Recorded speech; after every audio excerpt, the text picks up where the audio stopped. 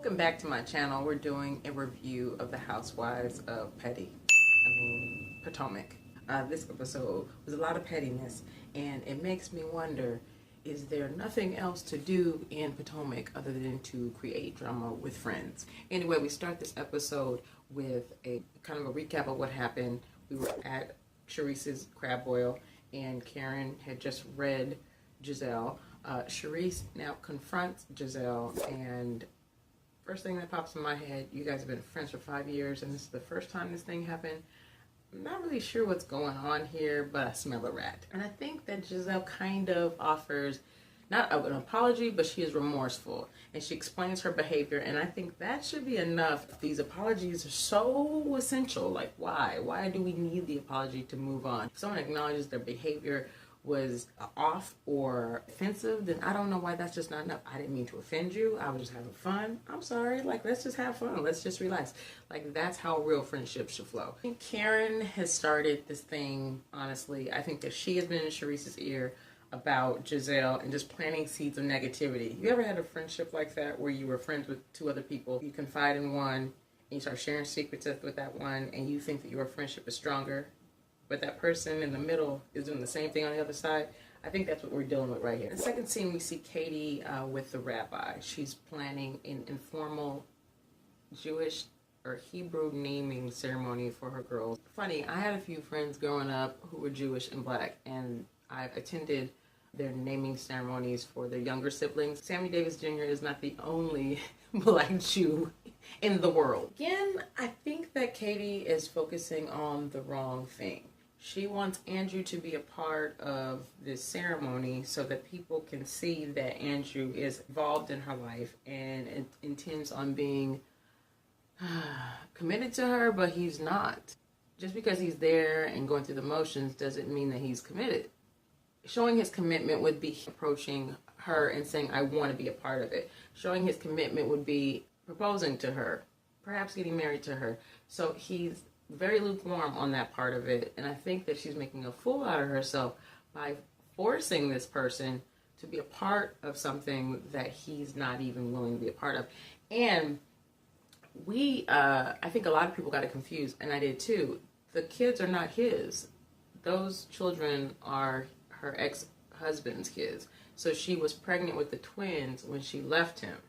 So she came into the relationship with all three kids. So just forget what I said last week. And I feel like it makes more sense to me now that they've been in a relationship for a short amount of time. And she comes with a lot of baggage. And they probably got together really fast. And he's like, I'm not really sure about the situation. But if you're not sure now, will you ever be? So she needs to make a move one way or another. Karen describes her family as being elitist, prestigious and elitist. I always thought it was a negative connotation. But it definitely fits in this case. We meet Aunt Dot. Aunt Dot is the person who actually embraced Karen when Karen met Ray and showed her how to become a lady. And it's funny because there's a point where Aunt Dot has the tea and she makes like the nastiest face because the tea is warm. And I just feel like I think Aunt Dot has tormented Karen so much that she's kind of taught her that to be an elitist or to be a woman of value, you kind of look down at other people. You very rigid, very judgmental. I think that's her take on what type of woman she wants to be. It's like, who wants to be that woman at the top? Because you're always going to be the person everyone's scared of.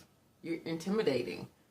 You're like it's like a teacher or like a mama, you know, just always criticizing everyone and judging everybody. It's annoying. It's really, really annoying. How they carry on is like this bad rendition of what they think affluent people are like.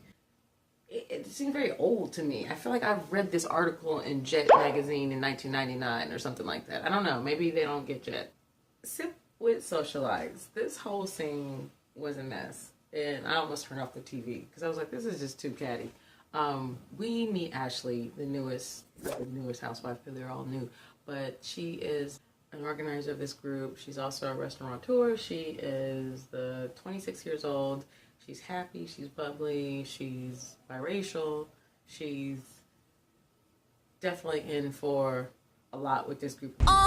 Giselle is definitely ripping into this girl. She's asking her just all kinds of stuff that really, kind of questions that you wouldn't ask anybody you didn't know. Like, if I don't know you, I'm not going to ask you how old your husband is. I'm not going to ask you what color your husband is. These are not questions that people ask each other. It just doesn't make any sense. You might as well ask him how much, what he likes to eat, what he likes to do on the weekends. It just was, to me, very invasive. And if somebody was asking me those kind of questions, I would have answered it. Funny, I think this happened last week when Karen was asking all those questions with Giselle. So it's like, you want to get mad at Karen, but you look like baby Karen over there.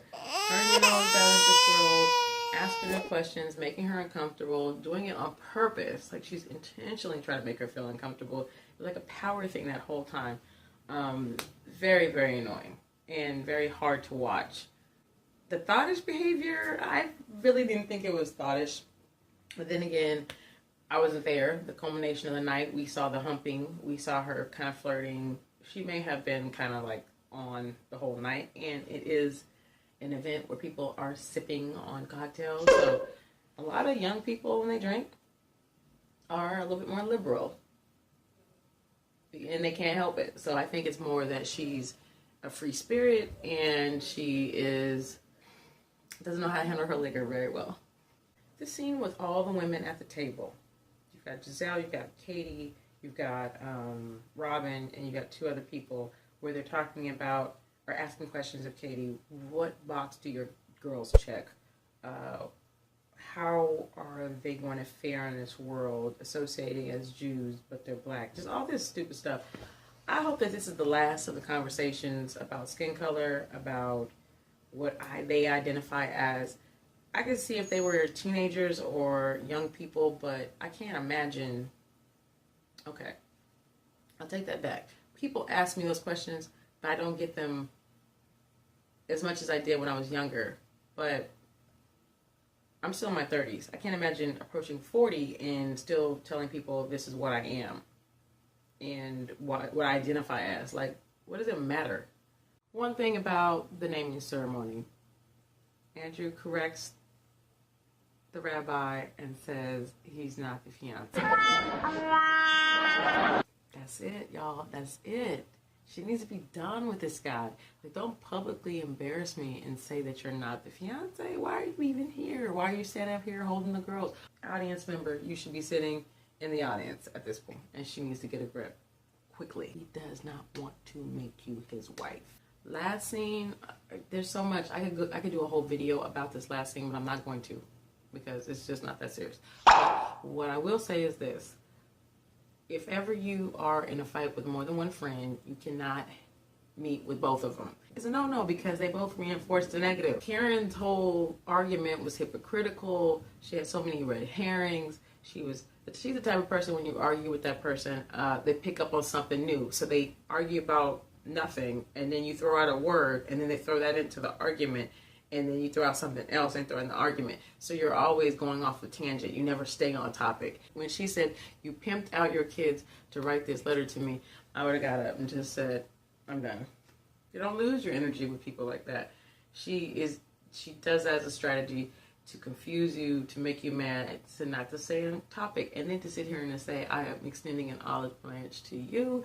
You are here by way of olive branch. It was sent in the form of a Suburban. You can't play these games with me. I'm not simple. I wasn't raised on a farm. Episode was kind of weak, but they're still doing character development. I like Ashley. I think she's cool. I think Robin is still the coolest one. Giselle is cool. She's got flaws.